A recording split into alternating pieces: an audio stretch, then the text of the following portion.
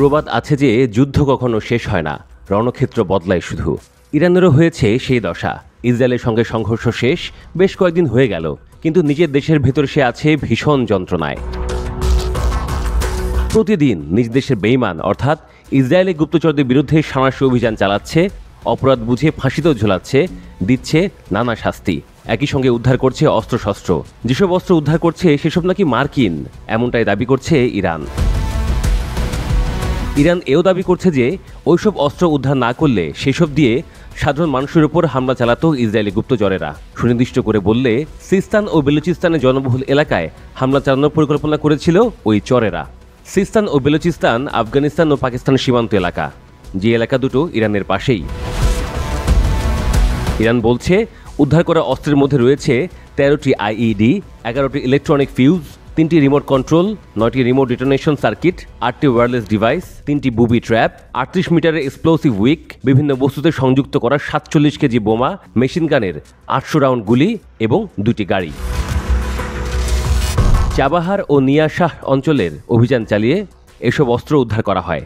অভিযান চলার সময় 6 জন গুপ্তচরকে মেরে ফেলা হয় বলেও দাবি করেছে ইরানের ইসলামী বিপ্লবী গার্ড বাহিনী IRGC স্থলবাহিনী। প্রতিরক্ষা বিশ্লেষকদের মতে ইরানের ভেতর ইসরায়েলের সম্ভবত 30 থেকে 40টি গুপ্তচর সেল সক্রিয় রয়েছে। তাদের মতে এই চরদের বেশিরভাগই ইসরায়েলের সরাসরি গোয়েন্দা নন, বরং তাদের স্থানীয় সহযোগী। এরাও ইরানকে দুর্বল করছেন। এসব দলের মধ্যে কেউ ইসরায়েল থেকে অস্ত্র পাচারের দায়িত্বে থাকেন, কেউ হামলার কাজে নিয়োজিত এবং অন্যরা গোয়েন্দা তথ্য সংগ্রহ করেন। ইসরায়েলে গুপ্তচর হিসেবে কাজ করে এমন সন্দেহে এ পর্যন্ত নিজ দেশের 1000-এর কাছাকাছি ব্যক্তিকে গ্রেপ্তার করেছে ইরান। 13 জুন ইরানে হামলার পরপরই নজিরবিহীন ওই হামলার পেছনে থাকা ইসরায়েলের গোয়েন্দা অভিযানের নানা বিবরণ দেশটির সংবাদ মাধ্যমে ছড়িয়ে পড়ে। ইসরায়েলের গোয়েন্দা মহলের শীর্ষ সদস্যরা একাধিক সাক্ষাৎকারে কিভাবে ওই হামলা পরিচালনায় একসঙ্গে মানব গোয়েন্দা ও কৃত্রিম বুদ্ধিমত্তা ব্যবহার করা হয়েছে তার বিস্তারিত বর্ণনা দিয়েছেন। তাদের দাবি অনুযায়ী এর মাধ্যমে ইরানের আকাশ প্রতিরক্ষা ব্যবস্থার বড় অংশ অকার্যকর করে দেওয়া সম্ভব হয়।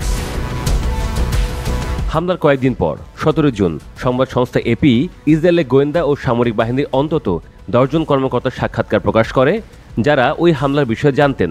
মোসাদের সাবেক গবেষণা পরিচালক সিমা শাইন এপিকে বলেন যে ওই হামলা মোসাদের বহু বছরের পরিকল্পনা ও পরিশ্রমের ফল।